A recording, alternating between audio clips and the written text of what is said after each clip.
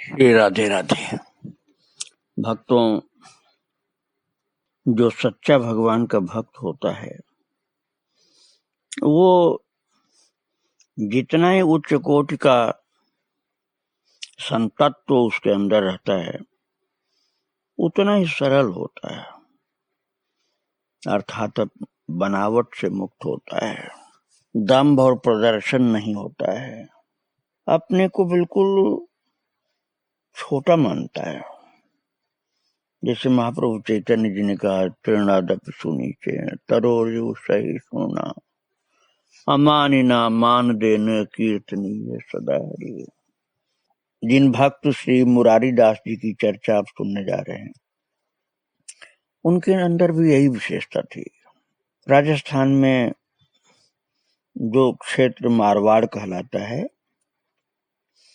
उस मारवाड़ के बलूंदा ग्राम में मुरारी दास जी रहते थे। वे बलूंदा के राजा के गुरु थे, पर अपने को राजा का गुरु नहीं मानकर अपने को भागवत भक्तों का दास मानते थे। ये खास विशेषता थी उनकी। भगवान और उनके भक्तों में अंतर नहीं मानते थे। भगवान के भक्तों को भगवान को एक जैसा मानते थे। उनके भक्ति भाव की सर्वत्र प्रशंसा थी। वे प्रतिवर्ष एक महोत्सव मनाया करते थे, उसमें बड़े भाव से नृत्य कीर्तन किया करते थे।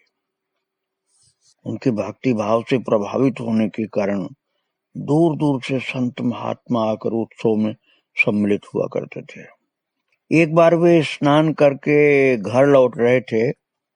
उसी समय एक भक्त, जो छोटी जाति का था, चर्मकार जाति का था, वो बहुत ही भाव से भगवान की पूजा कर रहा था। और भगवान की पूजा पूर्ण करने के बाद प्रभु का चरणामृत लोगों को देने के लिए पुकार रहा था कि आप लोग चरणामृत ले जाओ भगवान का। और उसकी आवाज कान में पड़ते ही मुरारी दास उसके घर के भीतर चले गए, क्योंकि महाराज मुरारी दास जी बहुत उच्च कोट के सच्चे भक्त थे। इसलिए उनके अंदर प्रभु की भक्ति थी, उनके अंदर अहंकार नहीं था। खास बात ये थी। और घर के अंदर उसके जो चर्मकार भक्त था उसके घर के अंदर चले गए। जब उन्होंने कहा ना, जो चर्मकार भक्त थे, कि आप लोग चरणामृत लीजिए ठाकुर जी का, तो घर के अंदर चले गए मुरारीदास और चरणामृत मांगने लगे। तो वो राजा के गुरु थे ना मुरारीदास, तो उनको देख करके वो भक्त चर्मकार जो था वो डर गया, वो भय से कांपने लगा। और भय से कांपते कांपते बोला, महाराज मैं अति नीच हूँ, आपको चरणामृत देने योग्य मैं नहीं हूँ। मुरारीदास ने कहा, तुम भगवान के भक्त हो, मुझसे भी अधिक पवित्र और निर्मल हो। अरे पद्म पुराण में कहा गया है कि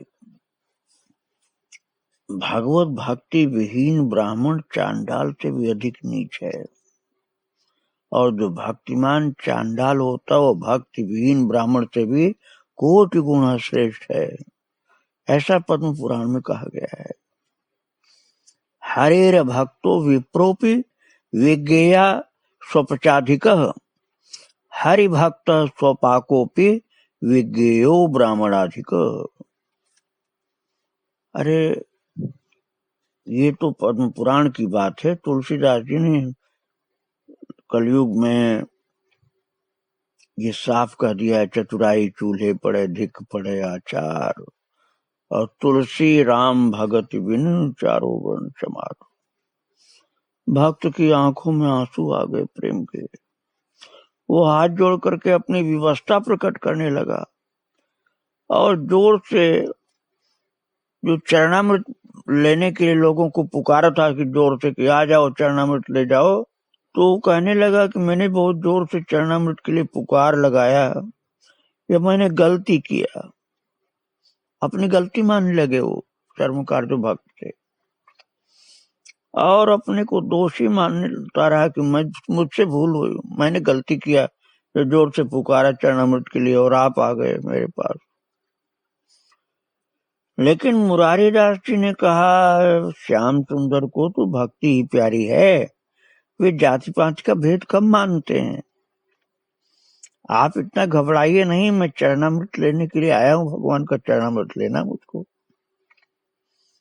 और महाराज गांव में बात फैल गई कि राजगुरु मुरारी दास ने चमार का चरणामृत ले लिया। ऐसे लोग कहने लगे। और उन्होंने लिया था, एक चर्मकार जरूर थे वो जिनसे लिया, लेकिन वो तो भगवान के भक्त थे। तो मुरारी दास जी का भाव ये था कि मैंने तो भगवान के भक्त से प्रभु का चरणामृत लिया है। भक्त की भावना थी, जाति वाली भावना उनकी थी ही नहीं। पर बात राजा तक पहुंच गई और राजा को ये अपना अपमान लगा कि मेरे गुरुजी ने एक चर्मकार के यहाँ जाकर के चरणामृत उसके घर के अंदर पिया। और महाराज विद्वेषियों ने तो अवसर देखकर राजा के कान और भरे। राजा के भाव में मुरारी दास के प्रति परिवर्तन आ गया। गुरु के लिए भक्तों बहुत बार लोग ऐसी गलती कर देते हैं कि गुरु के लिए जो महान भाव होता है उसको बिगाड़ लेते हैं और गुरु को पतित मानते हैं, निकृष्ट मानते हैं, अधम मानते हैं। गुरु की महत्ता को भूल करके उनको सोचते हैं कि हमारे गुरुजी तो अब ठीक नहीं रहे। ऐसा लोग मान लेते हैं, अपराध है। राजा ने ऐसे ही मान लिया, वो अपने गुरु के प्रति भाव बिगाड़ लिया। मुरारी दास ने जब ये देखा तो उन्होंने सोचा कि ऐसे राजा के राज्य में रहने से क्या लाभ, जो भक्ति की महिमा को नहीं जानता है। मुरारी दास ने ऐसा सोच लिया। उन्हें राजा से और राजगुरु के पद से कोई आसक्ति तो थी नहीं। आसक्ति थी केवल भगवान और उनके भक्तों से। भगवान के नाते आसक्ति थी, संसार के कारण नहीं। वे अपना घर द्वार और साज सामान सब तृणवत त्याग करके मुरारी दास जी महाराज चले गए घर छोड़कर। और ये समाचार भी दूर दूर तक फैल गया और परिणाम यह हुआ कि गांव में संत महात्माओं का आना बंद हो गया। क्योंकि संत महात्मा जो आते थे मुरारी दास जी की भक्ति सुन करके तो आते थे, जो वही चले गए तो क्यों आएगा कोई। और राजा ने इससे बड़ा उत्पात माना कि अरे हमारे यहाँ तो अब संत महात्माओं का आना बंद हो गया, क्योंकि गुरु जी महाराज चले गए यहाँ से। अब उसे मुरारी दास के प्रति दुर्भाव लाने के कारण पश्चाताप होने लगा कि मैंने गुरु जी के लिए मन अपना खराब किया, भाव खराब किया, ये गलती मेरी है। गुरु जी ने तो जो किया मुझे ठीक ही दंड दिया है। अब महाराज राजा दुखी हुआ कि मुझसे गलती हुई, मेरे मन में गुरु के प्रति भाव खराब हुआ। अब वो उनको गांव में लाने के लिए, वापस लाने के लिए राजा स्वयं उनके पास गया, गुरु जी के पास राजा खुद गया। उनके सामने जाके खड़ा हुआ हाथ जोड़कर और कुछ कहने का साहस नहीं कर पाया। उनकी कृपा दृष्टि की आशा लिए उनके मुखारविंद की ओर निहारता रहा। अब गुरुजी ने सोचा कि ये तो अपने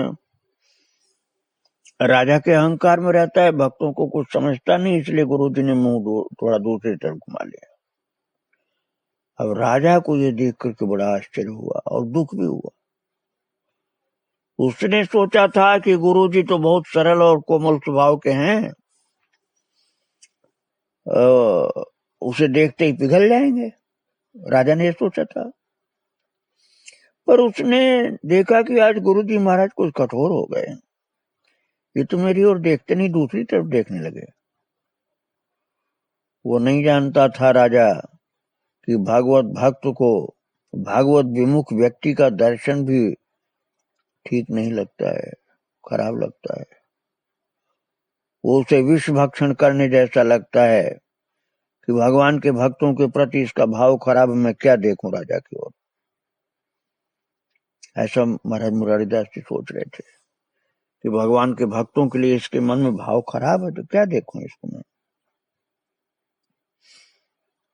और गुरुदेव का ऐसा भाव देख करके राजा का धैर्य टूट गया। वो उनके चरणों में गिर करके महाराज जोर जोर से रोने लगा। वो प्रार्थना करने लगा राजा। उसने कहा, गुरुदेव, मैंने कुछ लोगों के कहने से हृदय में आपके प्रति दुर्भाव ला करके बड़ा अपराध किया है। आप जो चाहें सो दंड दे दें मुझको, पर मेरी ओर एक बार दृष्टिपात करें। मुझे अपने चरणों से दूर नहीं करें, अपने चरणों में स्थान दें मुझको।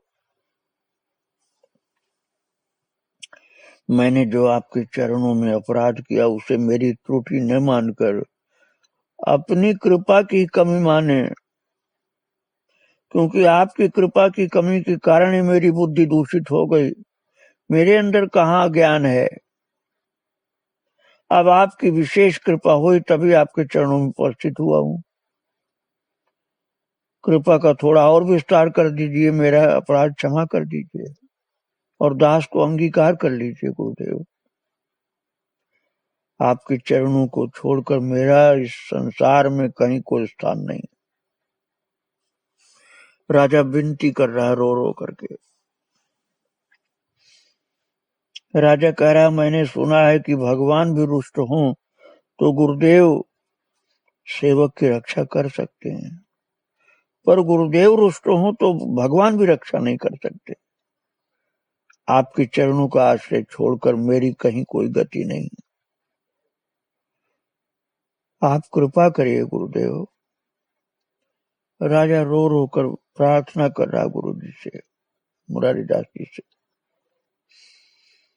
अब राजा इतना दीन दुखी होकर के रोने लगा तो मुरारीदास जी सोचने लगे कि अरे ये भी तो भक्त हो गया। भक्त के प्रति अनादर की भावना इसके मन में तो आई थी, लेकिन अब तो इसका अहंकार खत्म हो चुका, अभी भी भक्त है इस समय। इसलिए मुरारीदास जी का हृदय द्रवित हो गया। उन्होंने छोटी जात में उत्पन्न हुए कई भक्तों का चरित्र सुनाया, स्वपच वाल्मीकि आदि का, और भी भक्तों का चरित्र सुनाकर राजा का भ्रम दूर किया और कहा कि भक्त चाहे छोटी जाति का हो वो भी महान होता है। उसकी जाति से कोई मतलब नहीं होता, भगवान की भक्ति से मतलब होता है। तो जब राजा का भ्रम दूर कर दिया गुरुदेव ने ये सब सुनाकर समझाकर, तब राजा के साथ साथ वो गांव चले आए। और गांव में लौटते ही भक्ति मंदाकिनी फिर से बहने लगी। भक्ति की भावना सर्वत्र खूब तेजी के साथ लहलहा उठी जैसे, और सब लोग कीर्तन करने लगे, नृत्य गान करने लगे कि गुरुजी महाराज मुरारीदास जी वापस आ गए। राजा साहब उनको लेके आए। भक्तगण आनंद के साथ उत्सव मनाने लगे। और जिन लोगों ने राजा को भरमाया था, राजा की बुद्धि खराब किया था, जिन लोगों ने बहका करके, उन्होंने देखा अरे हम लोगों की बात तो सब फेल हो गई। अपना मनोरथ विफल देख करके अपने हृदय की जलन से दग्ध होने लगे वो लोग। और महाराज भक्त लोग तो आनंदित हो गए। भक्तों, राजा के मन में जो गुरुदेव श्री मुरारीदास के लिए अश्रद्धा हुई थी, अब वो दोष दूर हो चुका था।